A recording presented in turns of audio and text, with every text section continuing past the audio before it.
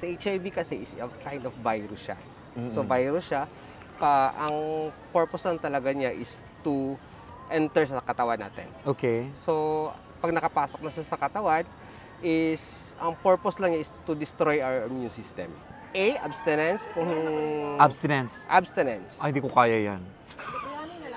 Kung hindi natin kaya ng abstinence, punta tayo sa B. Oh, anong B? Be loyal or be faithful. I am not loyal. Ah!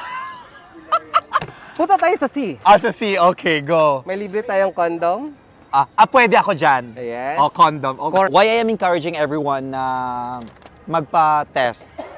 Kasi ang iba, very active, tapos late na nalaman, worse na ang cases. Hello, Pak! This is Miko Poge. So ngayon, dito tayo sa People's Park at nakita namin, merong HIV test. So ako talaga nakakatakot kung tutuusin. Na example, malaman mo na may HIV ka. Pero mas maganda, maaga mong malaman. Para maagapan, di ba?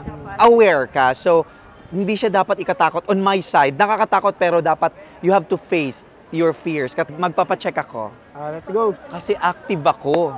So, ganyan yan. Pag active ka, yung sex, kailangan mo talaga magpacheck. Halika na, boss, tayo Hi ka, let's go. So, at this time, ayun siya. Bakit dito sa free condom ako? Dito ako. Free HIV screening. So, magpapaano tayo ngayon? Magpapa-HIV screenning tayo. Ay, bakit pala may ngayon? Merong HIV test dito sa Davao. May ganap tayo ngayon kasi si City Mayor may binigay na pahalipay. Okay. Oo, pahalipay or ano ba sa Tagalog pahalipay? Pamimigay. Pamimigay. Yes, every talaga yan siya, every December. Okay. Yes, para sa mga kapwa natin mga LGBT. Okay. Why I am encouraging everyone na magpa-test? Kasi ang iba, very active, tapos late na nalaman, worse na ang cases. Ano ba mga symptoms like if you are infected with HIV? Yes, hindi ko rin alam yan. Sige, mag-101 tayo, okay lang? Okay. So, sa HIV kasi is a kind of virus siya. So virus siya, ang purpose lang talaga niya is to enter sa katawan natin. Okay. So, pag nakapasok na siya sa katawan, ang purpose lang niya is to destroy our immune system. Okay. Pag nabasag na yung immune system natin, pag nasira na yung immune system natin, doon na papasok yung iba't ibang klase ng sakit. Yes. Okay. Which can cause us into AIDS condition. Okay. So, magkaiba sa HIV at Okay. saka sa AIDS. Sa Okay. HIV is a virus from word itself. Okay. Human immunodeficiency virus. Okay. Si AIDS naman is the condition. Okay. So, walang namatay sa HIV. Okay. Hindi siya gagaling kasi wala siyang gamot. Pero may mako-control. treatment siya. Mako-control. Yes po. Masosurpress na. Ang ginagawa naman ni treatment is, which is ang ARV natin, no? Ang ginagawa niya is to suppress yung virus. Okay. Ibig sabihin, patutulugin lang natin si virus para hindi na siya mag-spread mag-active. out. Okay. Opo. Oo. Yes po. Oo. So yun, may tatlong way of transmission. Okay. So SMB lang tayo. Okay. SMB. Ano yan? Sex unprotected, unpenetrative sex. Sex. Okay. Ibig sabihin, unprotected, penetrative sex. Penetrate. Yes, may penetration. Okay, and then unprotected. Yes po. Second is mother to child. Ibig sabihin, pag si okay. mother infected with HIV, pwede niyang mapasa Kay sa child. child. Okay.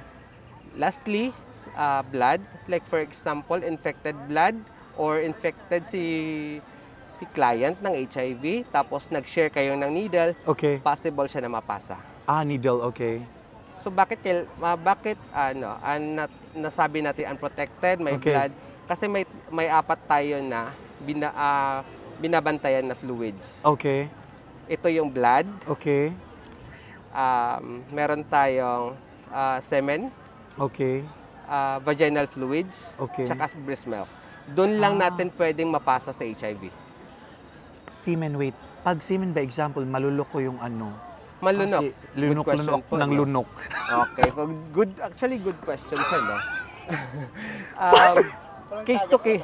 Case to case basis tayo. Oh. Case to case basis tayo. Mm-mm.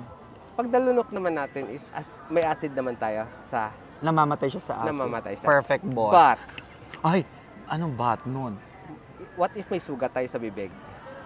Ay, okay. Oo, Yes sa po. sugat siya dadaan. Yes po. Yun lang ang problema natin. Ang chances. May chances tayo Oh. na mahawa tayo ng HIV. Okay. HIV. But, again, but na naman, hindi lang sa HIV ang pwede natin makuha. Pag lumunok tayo, Ano pa? marami tayong STI. Ay, Yes po, may gonorrhea tayo, oo. oral candidiasis, at iba pa. Ay, okay. So, meron tayong 5 klaseng STI. Meron Oo. tayong fungal, meron tayong virus, isa na doon sa HIV, sa Okay. HEPA, no? Meron tayong bacterial, protozoa, at UBIC. So, or skin diseases. Ayoko na mag-ano. Protection lang tayo. No, protection lang. Wala namang Oo. di naman tayo binabawalan ng sex as long as we are protected. No? Yes. Anyway, balik tayo sa HIV, no? Oo. So, na-discuss na natin yung 4 na fluids. Okay. Yung 3 modes of transmission. Oo. Punta naman tayo sa transmission. Okay. 4 principle of transmission. Mm-mm. SE lang tayo. ESSE. Mm-mm. First, exit. Dapat si HIV lumabas sa taong may HIV. Sa tao mismo. Like for example, ako, Okay. may HIV. Okay. Dapat galing sa akin ang virus.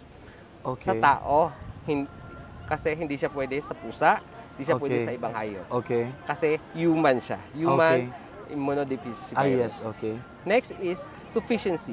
Okay. So, pag nakipaghalikan ba ako, mahahawa ba ako? Okay. Hindi. Sa laway. Kasi, 4 fluids tayo? Balik Okay. tayo sa fluids natin. Okay. Kasama ba si saliva?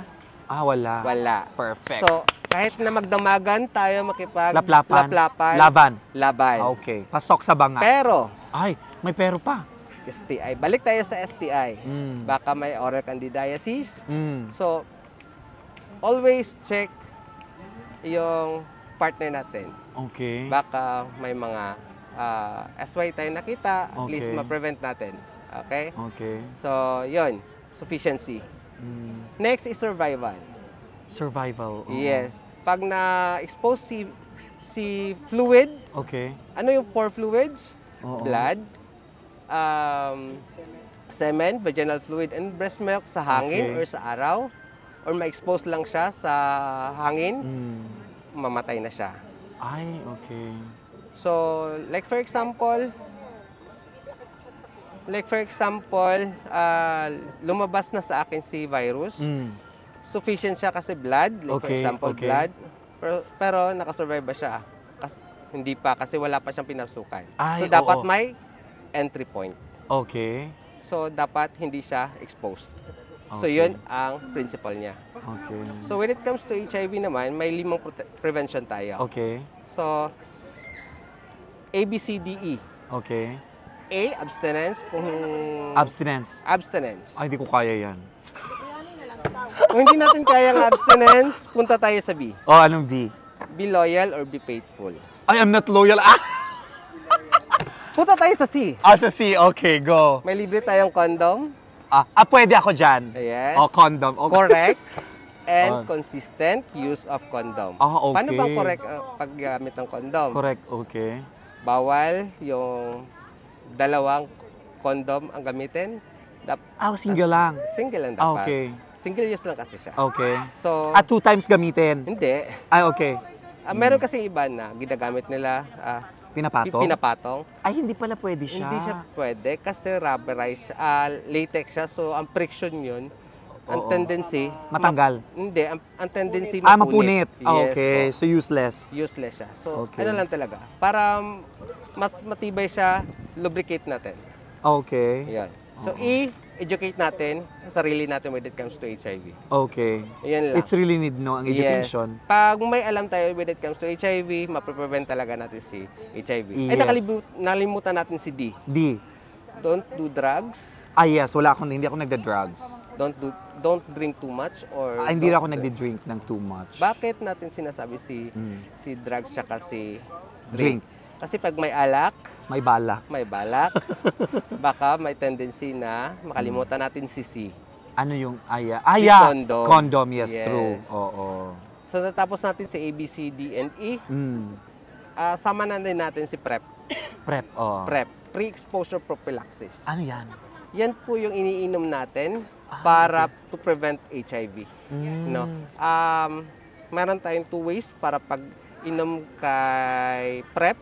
Pwede siyang event-driven, pwede din siya daily drink. No? So, Okay. pwede siya araw-araw, pwede din siya kung may ano ka lang, ganap lang. Pero before ka naman... Saan mabibili yan, Prep? Hindi siya mabibili. Meron atang mabibili, pero usually, ano lang siya, binibigay ng government. Free. For free? For free. Okay. Yes po. At may mga certain na mga laboratories lang tayong kakandak, no, para to determine na possible tayo mag-PrEP. Ay, okay, Yes po. okay. Yun ang... ano natin. Ayan. So, So, at least very clear na lahat ang ating mga details about HIV. So, thank you so Pressure much. ako. So, ngayon, ano na tayo for the, mag one-on-one na tayo yes for po. ano. So, consider... Pwede ko siya i-cut na or diretso lang, okay lang ba siya? Or ano Medyo to siya? sensitive kasi Sensitive to. siya. Yes So, i-cut na lang natin. Yes. Okay, so since mag-ano na kami, mag-Q&A na kami one-on-one, so i-cut muna natin yung video, then balikan na lang later for ano. Pero pag mag-ano na, pwede na i-shoot ulit yung mag-ano ka na needle? Pwede naman. Pwede yon. Pwede naman. Okay. Ito lang yung one-on-one, hindi lang siya pwede maano. Kasi medyo sensitive yung mga tanungan Mga natin. tanong, no? Sige, sige. Pang viewcon tayo. Ayan. So balik tayo later ha, after ano, at least nalaman na natin kung ano mga ganap during ano, magpa-HIV test.